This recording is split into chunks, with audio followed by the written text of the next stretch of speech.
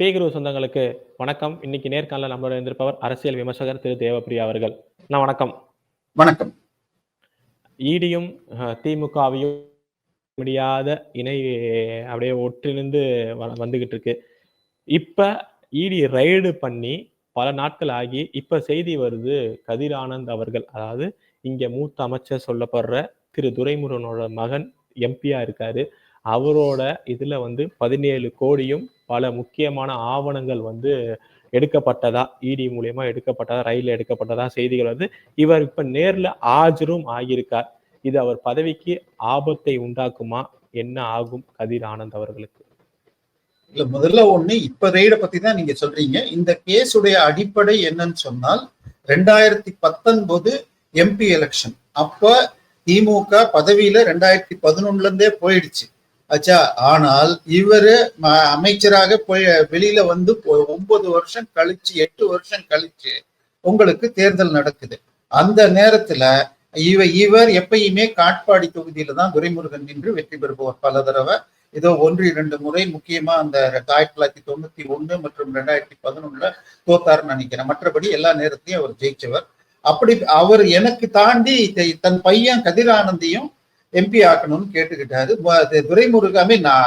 துரைமுருகன் சீட்டு கேட்டதை இவர் லைக் பண்ணல ஸ்டாலின். உடனே உன்னை போல ஒரு ஆளெல்லாம் நாங்க தலைவனா ஏத்துட்டு இருக்கிறோம், உனக்கு என்ன தெரியும், உன்னை விட என் பையன் நல்லாவே பண்ணுவான்னு சொல்லியே கேட்டு கொஞ்சம் விளையாட்டா ஜோவியலா அவருடைய ஸ்டைல்ல சொல்லி ஸ்டாலினை மிரட்டியே அந்த சீட்டை வாங்கினாரு. நார்மலா கட்சிக்குள்ள, நீங்க திமுக கட்சிக்குள்ள உங்களுக்கு நண்பர் இருந்தா ஒண்ணு சொல்லுவாங்க, கலைஞருக்கு அப்புறமாக 10 பைசா பாக்கெட்ல இருந்து எடுக்காத ஆளுன்னு சொன்னால் துரைமுருகன். ஆனால் அவர் தன் மகனை ஜெயிக்க வைக்கணும் அப்படி என்கிற ஒரு போட்டி வெறியில அவர் மிகப்பெரிய அளவுல பணம் செலவு பண்ண திட்டமிட்டு அவர் வீட்லயும் வேற குடவுன்ல எல்லாம் வச்சிருந்தாரு. இந்த விஷயம் லீக் ஆகி இடி சார்பா, அன்னைக்கு எலெக்ஷன் கமிஷன் சார்பாக ஐடி உள்ள நுழைஞ்சு பார்த்தப்ப கிட்டத்தட்ட அவர் வீட்டுல பெரிய கேஷ் கிடைக்கல. ஒரு 9 லட்சம், அவங்க லெவலுக்கு அது பெரிய அமௌண்ட் இல்லை. ஆனா தங்களுக்கு இப்படி ஒரு இன்ஃபர்மேஷன் வந்திருக்குதே என்ன அப்படின்னு பார்த்த உடனே அவருடைய வலதுகை பூஞ்சோலி ஸ்ரீனிவாசன் அப்படிங்கிறவருடைய வீடு மற்றும் அவர் ஒரு கோடவுன், சிமெண்ட் கோடவுன் வச்சிருக்காருன்னு அங்கெல்லாம் ரெய்டு பண்ணா கிட்டத்தட்ட 10.5 கோடி ரூபாய் கேஷ் கிடைச்சது. இதுல 10.5 கோடி கேஷுங்கிறத விட மொத்தமுமே புத்தம்புது 200 ரூபாய் நோட்டு கட்டுகளாக இருந்தது. அங்கதான் வந்தது சிக்கல். இவர் சாதாரணமா வச்சிருந்தா கூட மாட்டிருக்க மாட்டாரு. 200 கோடி 200 ரூபாய் நோட்டா 11 கோடிக்கு எப்படிப்பா வாங்கினார் அப்படிங்கிறது ஒரு பெரிய கேள்வியாச்சு. அதன் பிறகாக அதை பத்தி இது விசாரணை போச்சு. அந்த பூஞ்சோலை சீனிவாசன் என்ன சொன்னார், சார் இது கதிர் ஆனந்துக்கெல்லாம் சம்பந்தம் இல்லை, துரைமுருகனுக்கெல்லாம் சம்பந்தம் இல்லை, ஏன் காசுன்னாங்க. உடனே ஐடி சொல்லிச்சு, ஐயா உன் கடந்த 5 வருஷம் ஐடியை கொடு அப்படின்னா அவர் ஐடி ரிட்டர்னே ஃபைல் பண்ணல, அவர் வெறும் அக்ரிகல்ச்சர் பிசினஸ் சொல்லியிருக்காரு. எனவே அது பொய்ன்னு ஆயிடுச்சு. இன்னொரு பக்கம் அது அந்த கேஷ் செஸ்ட் எங்க இருந்து பிடிச்சதுன்னு பார்த்தால் வேலூர்ல கனரா பேங்க்ல ஒர்க் பண்ற துரைமுருகனுடைய ஒரு ரிலேட்டிவ் தான் அதுக்கு ஹெல்ப் பண்ணியிருக்காருன்னா அவர் பேர்லயே ஆக்ஷன் எடுத்தாங்க. அவர் அதை குவாஷ் பண்ற வழக்கு நடந்துட்டு இருக்கு, குவாஷ் ஆகாம போயிடுச்சு. இந்த பக்கம் துரைமுருகன் கதிர் ஆனந்த் பல வழக்குகள் போட்டு 5 வருஷமா அதுக்கு ஆக்ஷன் எடுக்காம இருந்தாங்க. ஆனால் பேசிக் கேஸ் இருந்தால், அதாவது இடி உள்ள நுழையணும்னு சொன்னால் ஒரு தெளிவாக சார்ஜ் ஷீட் ஒண்ணு இருக்கணும்.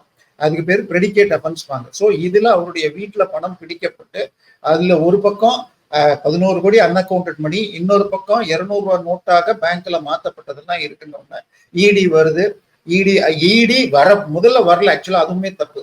7 சம்மன்கள் கொடுக்கப்பட்டு 7 சம்மனுக்கு அவர் வராம இருந்ததுக்கு அப்புறமாக இடி ரெய்டுக்கு வருது. ரெய்டு வந்த உடனே போனா வீட்டுல அவருடைய கல்லூரி எல்லாத்துலயும் போய் பார்க்கறப்ப கல்லூரியில 12.7 கோடி ரூபாய் கேஷும் மீதி சில காகிதமும், அதை தவிர பல டாக்குமெண்ட்ஸும் எடுத்திருக்காங்க. அதை தவிர பல ப்ராப்பர்ட்டிஸ் அவர் வாங்கின விஷயங்கள் ஹார்ட் டிஸ்க்ல இருக்குன்னு சொல்லிட்டு அவருடைய கல்லூரியில இருக்கிற இது சாஃப்ட்வேர் எதுக்கு அந்த 7வது சம்மனா இல்ல புதுசா அந்த 7 சம்மனை எதிர்த்து அந்த ஹார்ட் டிஸ்கை சீஸ் பண்ணிட்டு போனாங்க. இவங்க என்ன பண்ணாங்க, அந்த சாஃப்ட்வேர் ரூம் ஓபன் பண்ணுங்கன்னாங்க. அன்னைக்கு கிட்டத்தட்ட 10 நாள் முன்னாடியே இடி இதை சொல்லிடுச்சு, நாங்க அங்க கேஷ் எடுத்திருக்கோம், 2 ஹார்ட் டிஸ்க் தான் எடுத்திருக்கோம், அந்த ரூம் ஓபன் பண்ணியாச்சு. ஆனால் இவர் கோஆபரேட்டே பண்ணவே இல்லை எங்களுக்கு. அடுத்தது ஈவன் அந்த காலேஜ் ஸ்டாஃபும் கோஆபரேட் பண்ணல. அப்படின்னாங்க. இந்த அழைப்பை இருந்து விலகுவதற்காக சுப்ரீம் கோர்ட்ல போய் அவர் குவாஷ்க்கு போனார். முந்தா நேத்து சுப்ரீம் கோர்ட் என்ன சொல்லிடுச்சுன்னா, இங்க பாரு, இதுக்கெல்லாம் சுப்ரீம் கோர்ட்டுக்கு வராத, நீ ஹைகோர்ட்டுக்கு போ, உங்க ஊர் ஹைகோர்ட் கொடுக்கலன்னா தான் சுப்ரீம் கோர்ட்டுக்கு வரலான்ட்டாங்க.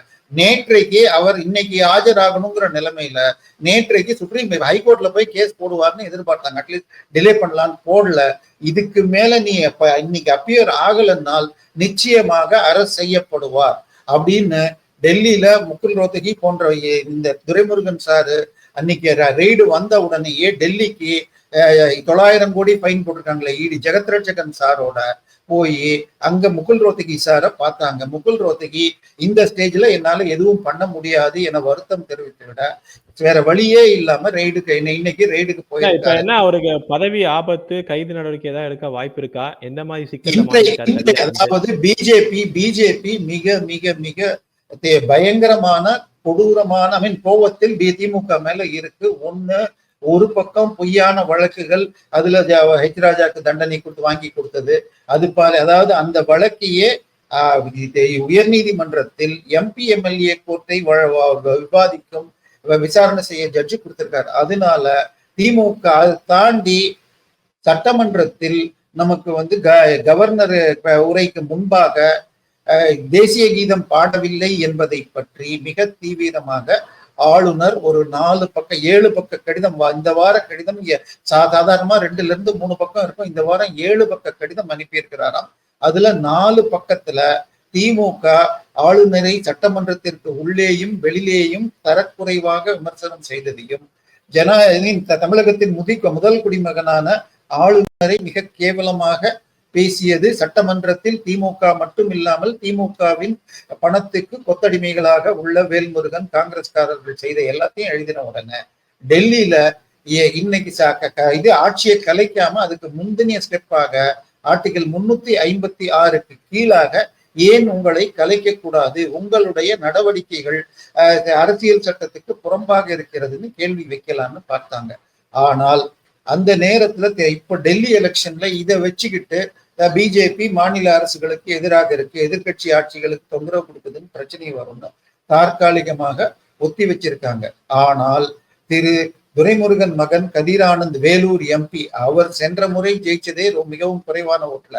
இந்த முறை அவர் இன்னைக்கு கோஆபரேஷன் சரியா கொடுக்கலன்னாலோ அல்லது அந்த இப்ப பழைய 11 கோடிக்கும் இந்த 13.5 கோடின்னு சொல்றதுக்கும் கணக்கு கொடுக்கலன்னால் இன்னைக்கோ இல்ல நாளைக்கோ திரு கதிர் ஆனந்த் அரெஸ்ட் ஆகிறதுக்கு வாய்ப்பு இருக்கிறது என்பதுதான் அரசியல் பார்வையாளராக இருக்கிறது.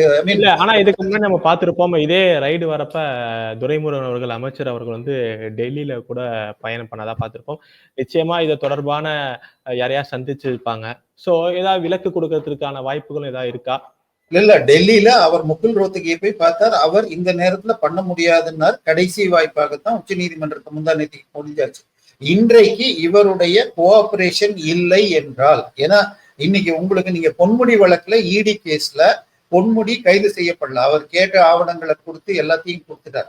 அனிதா ராதாகிருஷ்ணன் கோஆபரேட் பண்ணாம எல்லாமே ஆடிட்டரை கேட்கணும், ஞாபகம் இல்லைன்னு சொன்னார். அவரு அடுத்ததாக அவர் மேலேயும் ஆக்ஷன் வரலாம். இன்றைக்கு இவர் கோஆபரேட் பண்ணவில்லை என ஹைகோர்ட்ல கொடுத்திருக்கிற அபிடவிட்ல இடி 7 முறை சம்மனுக்கு வரவில்லை, கோஆபரேட் பண்ணவில்லை, ரெய்டின் போதும் காலேஜ்ல அவங்க ஸ்டாஃபும் கோஆபரேட் பண்ணல அப்படின்னு சொன்ன பிறகாக இதற்கு மேல் அவர் கைதாவது தடுக்க இயலாது. இன்னைக்கு அவர் ப்ராப்பரா கோஆபரேட் பண்ணினாலே ஒழிய சான்சஸ் 170% இன்றோ நாளையோ கதிர் ஆனந்த் கண்டிப்பாக திமுக ஒரு பெரிய பின்னடைவா இருக்கும்ல. ஏன்னா அமைச்சரா இருந்த திரு செந்தில் பாலாஜி அவர்கள் கைது செய்யப்பட்டிருக்கார்.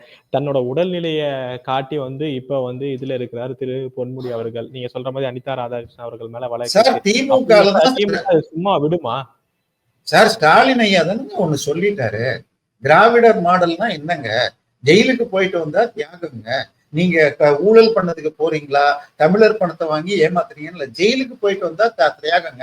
ஸ்டாலின் ஐயாவே 1975 கைதாகி ஜெயிலுக்கு போனது மிசா காலத்தில் இருந்தால் கூட அவர் மிசாவில் கைது செய்யப்படவில்லை. அந்த நேரத்தில் அப்பொழுது டிஎஸ்பியாக இருந்த ஒருவர் மகளை இவர் பாலியல் துன்புறுத்தல் கொடுமைகள் செய்தார் என முன்னாள் மேயருக்கு நின்று தோத்து போன அதிமுகவுடைய முன்னாள் மேயர் கேண்டிடேட் சொல்வார். அதாவது இவர் மீசா காலத்தில் ஜெயிலில் கசமுசாவுக்காகத்தான் இருந்தார் அப்படின்னு சொல்லுவாங்க. எனவே ஜெயிலுக்கு போறதுங்கிறது திமுக என்ன பண்ணும், திமுக மாத்திரம் இல்ல, அதாவது உங்களுக்கு இன்னைக்கும் உங்களுக்கு ஜேடியு பீகார்ல எடுத்துக்கிட்டால் லல்லு பிரசாத் யாதவ் 10 வருஷம் தண்டனை வாங்கி பெயில்ல இருக்கார். ஆனா அவருடைய மகனுக்கு ஓட்டு வருகிறது. அதனால இந்திரா காந்தி தவறு செய்தார்னு 85 யூபி தோத்தாங்க, 55 யூபி தோத்தாங்க 77ல. ஆனால் 80ல மீண்டும் அவர் ஒரு முறை கைது செய்த பிறகு அவரே ஜெயிச்சு வந்தார். அதனால கோர்ட்டாக தண்டனை கொடுத்தாலே ஒழிய பிஜேபி நேரடியாக இன்வால்வ் ஆகாது. ஆனா மிக தெளிவாக கதிரானந்த் வீடு மற்றும் அவருக்கு சொந்தமான இடங்களில் 2019ல 11 கோடி, அதுவும் 200 ரூபாய் புது நோட்டுகளாகவும் இப்ப 13 கோடி கிடைச்சிருக்கு. அது தவிர அந்த சிடில என்ன கிடைச்சுன்னு தெரியாது. பாக்கலாமா? நீங்க சொல்ற மாதிரியே இதுக்காக தேர்தலே ஒத்தி வைக்கப்பட்டது.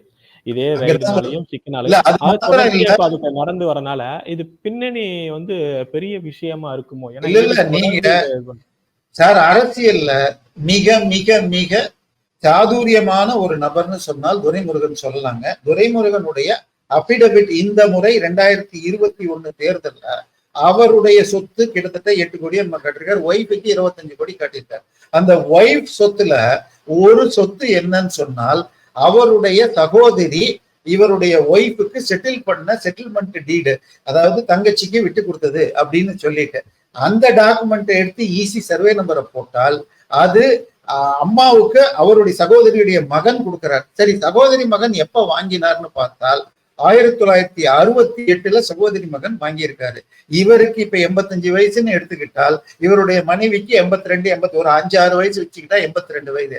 68ல அவருடைய வயது 24, 25, 26 இருக்கும். சகோதரி பிளஸ் மைனஸ் 2 வருஷம் வச்சுக்கிட்டா அப்ப அந்த பையனுக்கு 5 வயசு கூட இருக்காது. இவர் எம்எல்ஏவான முதல் 2 வருடத்தில் பினாமியாக தன்னுடைய மனைவியுடைய சகோதரியின் மகன் பெயர்ல அப்பயே வாங்கியிருக்காருன்னா எந்த அளவுக்கு துரைமுருகன் மிகப்பெரிய சாதுரியமான, இதெல்லாம் தப்பான வார்த்தைகள், லஞ்சம் ஊழல்னு சொல்றதுக்கு, அதாவது சோ சொல்லுவார் எப்பயுமே, நம்ம தமிழ்நாட்டுல யாராவது ஒருவர் அரசியல்வாதி சரியா இல்லைன்னா பொழைக்க தெரியாதவர் அப்படிம்பாங்க. அதனால இவர் இப்படியெல்லாம் கணக்கு இருக்கு. எப்படி அதே மாதிரி நம்ம இதுல எடுத்துக்கிட்டால் மு.க. ஸ்டாலினுடைய சித்தரஞ்சன் சாலை வீட்டை 2007ல வாங்கினார். 2006ல அவர் கொடுத்த அபிடவிட்ல அவருக்கு சொத்து அவர் பிளஸ் மனைவியுடைய சொத்து 2.8 கோடி தான். ஆனால் உதயநிதி ஸ்டாலின் அன்றைக்கு அவர் ரெட் ஜெயின் மூவிஸ் இது பண்ணவே இல்லை. அவர் சன் டிவியில ஒரு எம்ப்ளாயி மாதிரி இருந்தார். ஆனால் அவர் 10.5 கோடி கேஷ் கடனா கொடுத்து இன்னைக்கு வரைக்கும் அவர் ஸ்னோ ஹவுசிங் கொடுத்த கடன் ரெக்கவரி ஆகலன்னு தான் அவருடைய அபிடவிட். 2021 அபிடவிட் எங்கிட்ட அதுவுமே இருக்கு பிடிஎஃப். சோ இப்படிதான் நடக்குது. சோ ஒவ்வொருத்தருடைய தேர்தல் அபிடவிட்டை வச்சு ஐடியும் இடி வந்து உள்ள ஈடுக்கு வர முடியாது. பிரெடிகேட் அஃபென்ஸ் இருந்தாதான் அதை ஒழுங்கா பார்த்தாலே பல விஷயங்களில் பிடிக்க முடியும். மிக நிச்சயமாக கதிர் ஆனந்த் இந்த விஷயத்துல இருக்கார். இதை தாண்டி அதான் கேட்க வந்தேன். ஏன்னா மணல் கடத்தல் நம்ம பார்த்திருப்போம், விண்வெளி அந்த டெக்னாலஜி வச்சு எல்லாம் வந்து எந்த மாதிரியான ஊழல்கள் நடைபெற்றது வந்து இல்ல அதுக்கும் இதுக்கும் சம்பந்தம் இருக்கா, இல்ல இது தனி அது தனியா? இல்ல, இது முழுக்க அந்த 2019 கேஸ் தான். ஆனால் இவருடைய வலதுகை போன்ற குடியாத்தம் குமரன் என்பவர் அப்பாவும் மகனுமாக 60,000 கோடி சம்பாதிச்சிட்டாருன்னு பேசின வீடியோ வெளியில வந்துச்சு. அது மறுக்கப்படவில்லை. இவருடைய செல்வாக்கினால் அவனை கட்சியிலிருந்து சஸ்பெண்டோ இல்லை நீக்கமோ பண்ணாங்க. ஆனால் அதற்கு மறுக்கிறத விட அப்படியே கண்டுக்காம விடலான்னு போயிட்டாங்க அந்த வீடியோ வெளியில இருந்தால் கூட. அதனால கண்டிப்பாக அது இருந்தால் கூட இந்த கேஸ் இப்போ ஈடியை பொறுத்த வரைக்கும் பிரெடிகேட் அஃபென்ஸ் இருக்கணும்.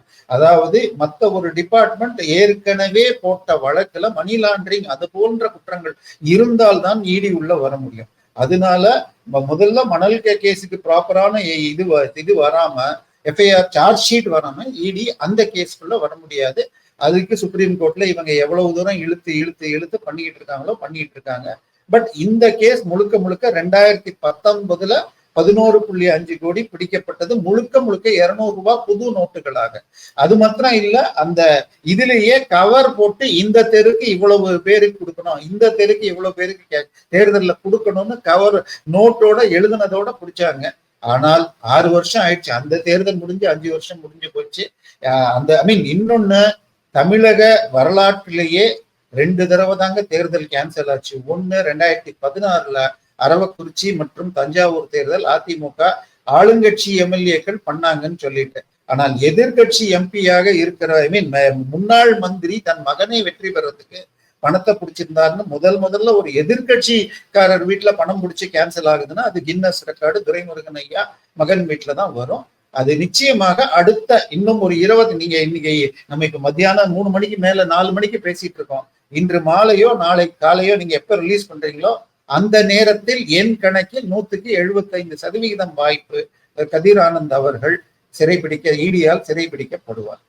இந்த 11.5 கோடி அவர் வீட்டுல பிடிச்சாங்க. அந்த நேரத்தில் திமுகவின் பொருளாளராக, கட்சியுடைய அபிஷியல் பொருளாளராக இருந்தவர் துரைமுருகன். இப்போ இந்த கேஷ் துரைமுருகன் சம்பந்தப்பட்ட வீடுகள்ல பிடிச்சதுனால இது டிஎம்கே உடைய அபிஷியல் கேஷ் அப்படின்னு கொண்டு போயிட்டால் திமுக கட்சியே டிஎன்ஃபிரான்சைஸ் ஆகி உதயசூரியன் திமுக எலெக்ஷன்ல நிக்க முடியாதுன்னு வந்துருமோன்னு பயந்து டிஆர் பாலுவும் ஆர்எஸ் பாரதியும் கையெழுத்து போட்டு நீதிமன்றத்தில் துரைமுருகன் வேறு, கதிரானந்துடைய அப்பா துரைமுருகன் வேறு, திமுக பொருளாளர் டி துரைமுருகன் வேறுன்னு அபிடபிட் கொடுத்தாங்க. அதற்கு பிறகு ஐடி டிபார்ட்மெண்ட் வேறொரு சேல் டீல்ல இவர் டி துரைமுருகன் கதிரானந்த் 2 பேரும் இருக்கிறதுல இதே ஆட்கள் தான் சொல்லி அந்த விஷயத்தை தடுத்தாங்க. இது அபிஷியலா டிஎம்கே சைன் பண்ணி கொடுத்த அபிடபிட். அதனால டிஎம்கே இதை டெக்னிக்கலா அப்படி கொண்டு போகாம இது கதிரானந்த் துரைமுருகன் வரைக்கும் தான் கொண்டு போறாங்க. அந்த விதத்துல டிஎம்கே மேல கைய வைக்கலன்னு திமுக சந்தோஷப்படலாம். பட் இன்றைக்கு இரவு நாளைக்கு கைதாகிறதுக்கு வாய்ப்பு இருக்கு. நிச்சயமா பொறுத்து பார்ப்போம். நீங்க சொல்ற மாதிரி திமுகல அடுத்த ஒரு முக்கிய புள்ளி கைதாகிறார். எனக்கு தெரிஞ்சு ஆட்சியிலேயே 2வது கைதானா 2வது ஆளும் கட்சியில கைதாகிறது திமுகவுக்கு தான் பெருமை சேரும் நினைக்கிறேன். இவ்வளவு நேரம் உங்க நேரத்தை நம்ம தளத்துக்கு பயந்தமைக்கு ரொம்ப நன்றி. நல்லதே நடக்கும். வாழ்க்கை.